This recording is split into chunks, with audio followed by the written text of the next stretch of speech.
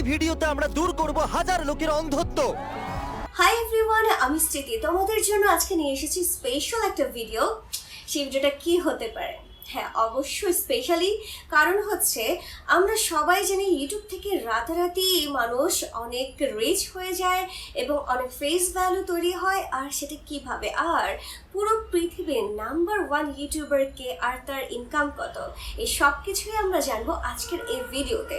Mister বিস্টকে কম বেশি আমরা সবাই চিনি, তো আজকে রিয়াকশন করব তারই লাইফের একটা অংশ নিয়ে।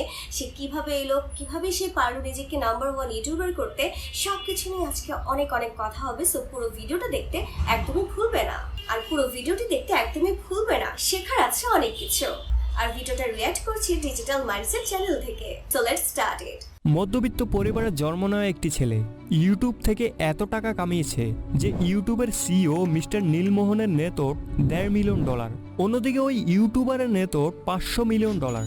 Mr. Beast. Of Mr. Beast. He is the biggest name on YouTube right now. He's got 289 million subscribers. হ্যাঁ, আজকের ভিডিওতে কথা বলবো দুনিয়ার সবচেয়ে বড় ইউটিউবার মিস্টার বিস্ট সম্পর্কে। আমার পিছনে পৃথিবীর সবথেকে এক্সপেন্সিভ কার্স রয়েছে, আর আমরা সেগুলোকে ওড়াবো, জলের উপরে চালাবো, ড্রাইভ করব। এটা একটা $1 বিলিয়ন সুপার ইয়ট, আর এটা একটা পুরো শহরকে জলের উপরে ধরে রাখার জন্য যথেষ্ট বড়। 7 মে 1998 সালে আমেরিকার ক্যান্সাস শহরে এক মধ্যবিত্ত পরিবারে মিস্টার বিস্টের জন্ম হয়। তার পুরো নাম জেমস স্টেপেন জিমি ডোনাল্ডসন। তার মা তাকে ভালোবেসে জিমি ডাকে, আর সোশ্যাল মিডিয়ায় মানুষ তাকে মিস্টার বিস্ট নামে চেনে। আমি এখন পৃথিবীর সবথেকে উঁচু বিল্ডিং এর টপে দাঁড়িয়ে আছি। এটা অসাধারণ। তার মা আর্মিতে ছিল, আর তার পরিবার না তো ছিল অনেক ধনী আর না ছিল গরিব। কিন্তু 2007 সালে তার সাথে এমন কিছু হয় যার কারণে 2007 সালে তার মা এবং বাবার ডিভোর্স হয়ে যায়। কারণ হিসেবে জানা যায় তার বাবা তার মাকে অনেক বেশি টর্চার করত, যার কারণে তার মা তার বাবার সাথে ডিভোর্সের সিদ্ধান্ত নেয়। ওই সময় জিমির বয়স মাত্র 9 বছর ছিল। নিজের পরিবারকে আলাদা হতে দেখে সে খুব কষ্ট পায়, অনেক বেশি ডিপ্রেশনও চলে যায়। শেষ পর্যন্ত জিমি এবং তার ভাই তার মায়ের সাথে থাকা শুরু করে। জিমির পড়াশোনার প্রতি কোনো ইন্টারেস্ট ছিল না। এখানে জাস্ট একটা কথা বলতে চাই, সেটা হচ্ছে যে আপস অ্যান্ড ডাউন আমাদের সবার লাইফে অনেক বেশি থাকে এবং ইন ফিউচার অনেক বেশি আসে। এবং দেখা যায় কি যে আমরা কিছু একটা ভালো করছি বা কোনো কিছুই করছি না, গোয়িং দ্য ফ্লো, এমন একটা সিচুয়েশনে আছি, কিন্তু হুট করে খারাপ কোনো কিছু হয়ে গেল। আমরা কি করি যে ভেঙে পড়ি, বা কাজগুলো থাকলেও সেই কাজগুলো আমরা করি না, পিছিয়ে যাই এবং ভাবি আমার দ্বারা কোনো কিছুই হবে না। এই সবগুলো না মানে আমাদের নেগেটিভ মাইন্ডসেট একটা ক্রিয়েট হয়ে যায়, যেটার জন্য আমরা যেটা করতে পারতাম বা যেটা করতে চাই সেটা আর করা হয়ে ওঠে না। আর এখানে যেটা দেখলাম যে তারও একটা ডাউন ছিল, সো সে অনেক বেশি ভেঙে পড়েছিল, তারপরেও সে কিন্তু থেমে থাকেনি। আর সে যদি ওই অবস্থায় যদি থেমে থাকতো তাহলে আজকের নাম্বার 1 ইউটিউবার এবং এত রিচ সে কখনোই হতে পারতো না।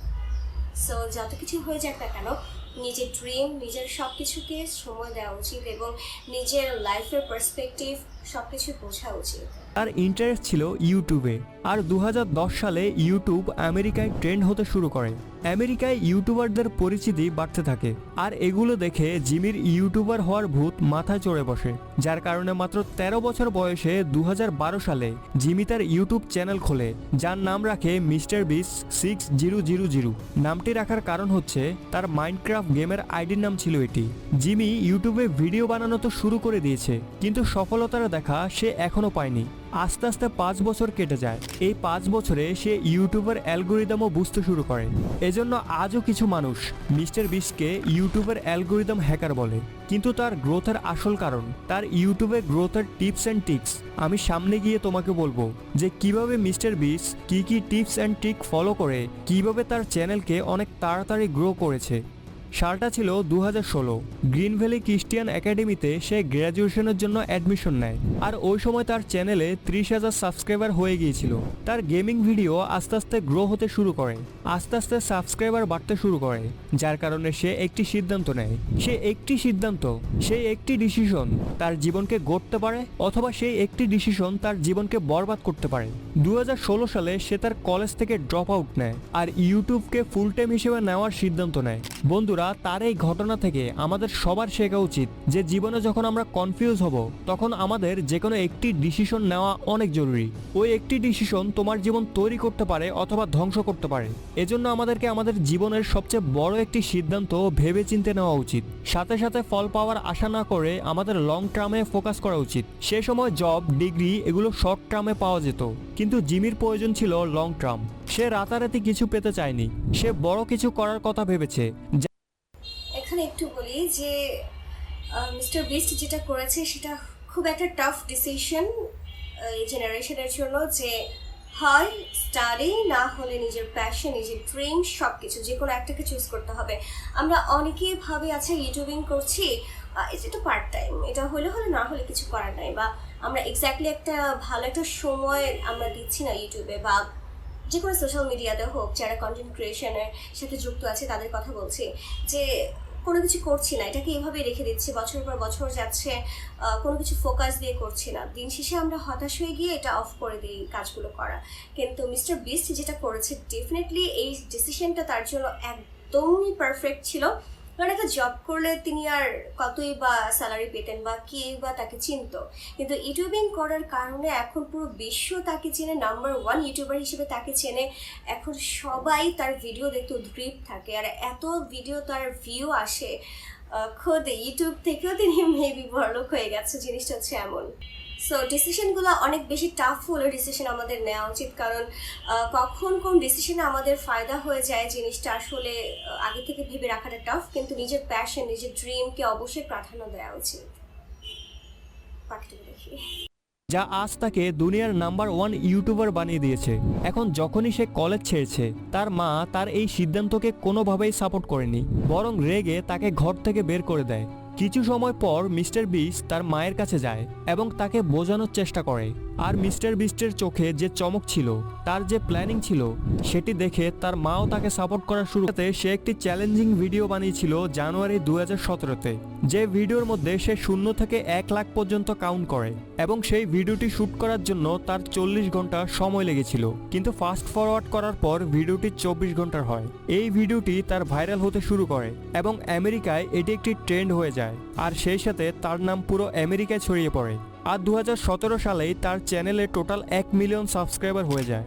এর কিছুদিন পর 6 নভেম্বর 2018 সালে তার চ্যানেলে 10 মিলিয়ন সাবস্ক্রাইবার পূর্ণ হয়। তারও কিছুদিন পর 8 জানুয়ারি 2019 সালে তার চ্যানেলে 20 মিলিয়ন সাবস্ক্রাইবার হয়ে যায়।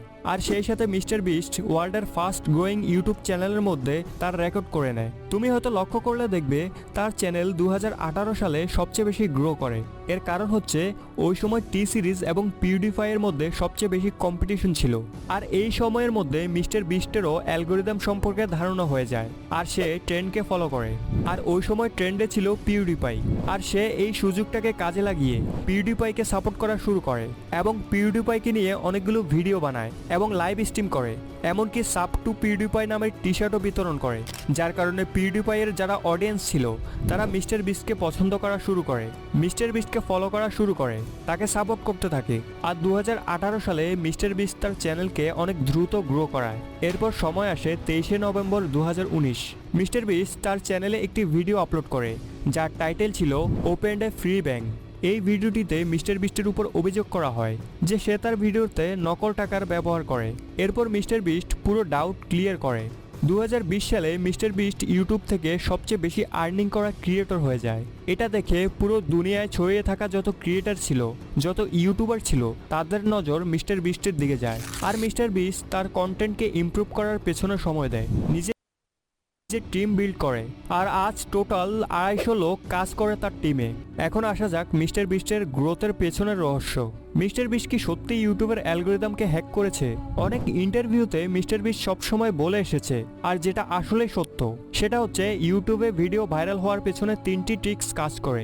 প্রথম, সিটিআর। তুমি দেখবে মিস্টার বিস্টের যে থাম্বনেলগুলো সেগুলো খুব বেশি লাইট কালার হয়, খুব বেশি অ্যাট্রাকটিভ হয়, যার কারণে 50টি থাম্বনেল একসাথে রাখলেও মিস্টার বিস্টের থাম্বনেল চোখে পড়বে, যেটা অনেক মানুষকে আকর্ষণ করে। দ্বিতীয় হলো ওয়াচ টাইম। মিস্টার বিস্ট বলে আপনার ভিডিওতে যদি প্রপারভাবে ওয়াচ টাইম আসে তখন ইউটিউব আপনার ভিডিও ভাইরাল করতে বাধ্য। এই জন্য তুমি দেখবে মিস্টার বিস্টের ভিডিও যত বড়ই হোক কিন্তু এডিটিং, মিউজিক এবং যে কোনো কথা এতটা ঘুরিয়ে পেঁচিয়ে বলে, যার কারণে মানুষ দেখে মজা পায়। আর তারা পুরো ভিডিও তো দেখেই, আর না হলে কমপক্ষে 50% তো দেখে, যার কারণে বেশি ওয়াচ টাইম পাওয়ার কারণে মিস্টার বিস্টের ভিডিও ভাইরাল হয়। আর লাস্ট পয়েন্ট হলো কন্টেন্ট। এই বাথটাবটা সব দিয়ে ভরা। আমাদের মধ্যে যে কেউ এই বাথটাবে বসতে পারলে আমি তার মাকে দেব $10,000। আর এই ভিডিওতে আমরা দূর করব 1000 লোকের অন্ধত্ব। এ হলো 1000 জনের মধ্যে প্রথম মানুষ যাকে আমরা কানে শুনতে প্রথমবার সাহায্য করছি। আর এই ভিডিওতে আমরা 100টা ওয়েল খনন করতে চলেছি।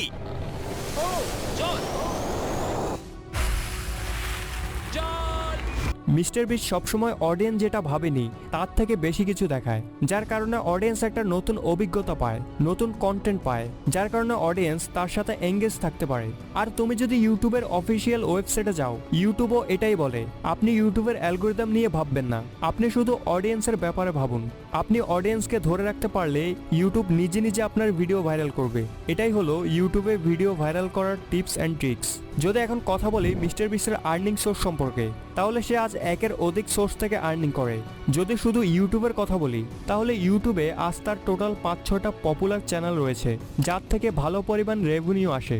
কত রেভিনিউ আসে সেটা পরে বলছি, প্রথমে তার আর্নিং সোর্স কি দেখা যাক। প্রথম হচ্ছে ইউটিউব, দ্বিতীয় ব্র্যান্ড প্রমোশন, আর তৃতীয় হচ্ছে তার নিজের ব্র্যান্ড প্রোডাক্টস।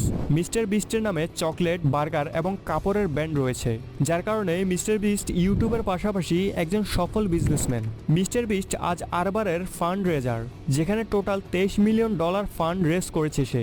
তার প্রথম চ্যানেল হলো মিস্টার বিস্ট, যেটাতে বর্তমানে 346 মিলিয়ন সাবস্ক্রাইবার রয়েছে। আর দ্বিতীয় চ্যানেলটি হলো মিস্টার বিস্ট গেমিং, যেটাতে 46 মিলিয়ন সাবস্ক্রাইবার রয়েছে। এরপর beast react, mister beast 2, beast philosophy, এরকম অনেক চ্যানেল রয়েছে যার সবগুলোতে মিলিয়ন সাবস্ক্রাইবার রয়েছে। আর এই সমস্ত সোর্স মিলে mister বিস্টের monthly earning $3 million.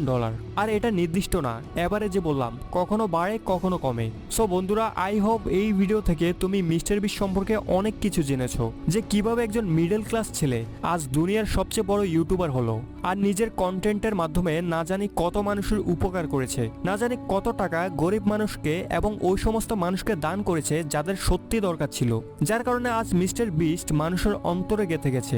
Comment করে জানাও।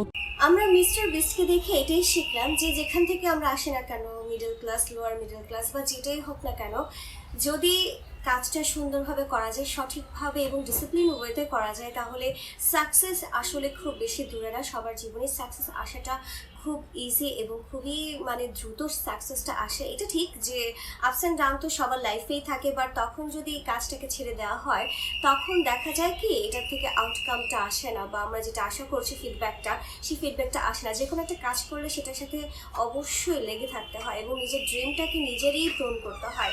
নিজের ড্রিম যদি নিজে পূরণ করি তাহলে দেখা যায় কি যে অন্যের আশা কখনো থাকতে হয় না, বা অন্যকে আমাকে মোটিভেট করবে বা অন্যকে আমার ড্রিমের জন্য খাটবে, জিনিসটা এমন না। নিজের ড্রিমের পূরণ করার জন্য নিজেরই খাটনা, নিজের ড্রিম পূরণ করার জন্য নিজেরই পরিশ্রম করতে হয় সবসময়।